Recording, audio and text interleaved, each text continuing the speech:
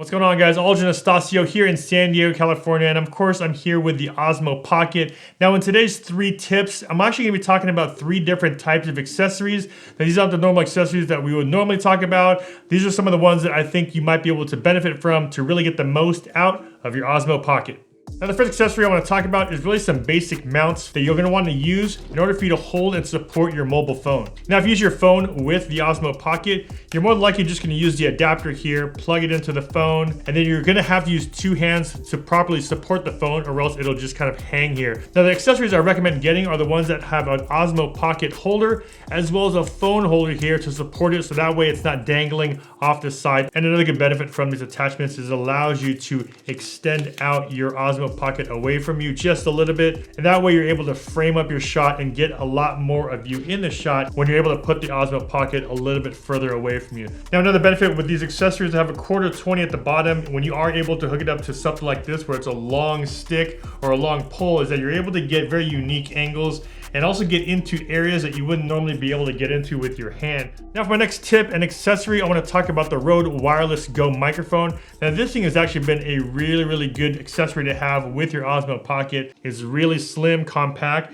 and it works with the Osmo Pocket adapter. The one thing about this system that's really good is that there's a built-in microphone. So the one thing I've been using this system a lot for is actually doing interviews. I would normally just hook up the talent with a microphone, put this onto their collar, then I'm able to be further away from the subject. I can be a little bit away from the camera. I can have face tracking on, so if I move around a little bit.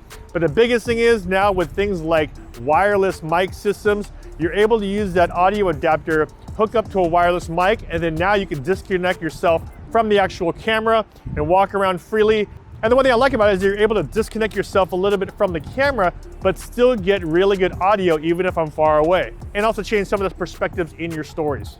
And for my third tip or third accessory I want to talk about are sliders. Now I've actually been using 2 different sliders recently. The first one is called the Micro 2, and that's more of a manual slider, but it's really well built and it's good for you to have on the go, for you to easily set up and just use it manually. Here I have an electric slider. This one's from YC Onion, and it is powered by a battery. So there's pros and cons for both. Manual, you're able to just kind of use it really quickly. Here you have to actually hook it up to an app as well as use a battery with it. But the one thing I do like about having something that's electric is that you're able to put this on an automatic track and it'll just go back and forth. So I was able to do a couple of interviews with it. And the one thing with the Osmo Pocket that's really cool is that you can do face tracking. So you're able to do face tracking with the Osmo Pocket. So then no matter which way it's moving on the track, it'll always position the camera and point it at the face. So you have a little parallax or a little bit more dynamic movement in the video itself if you're using something like an electric slider. And there it is, guys, 3 different tips and accessories if you want to get the most out of your Osmo Pocket.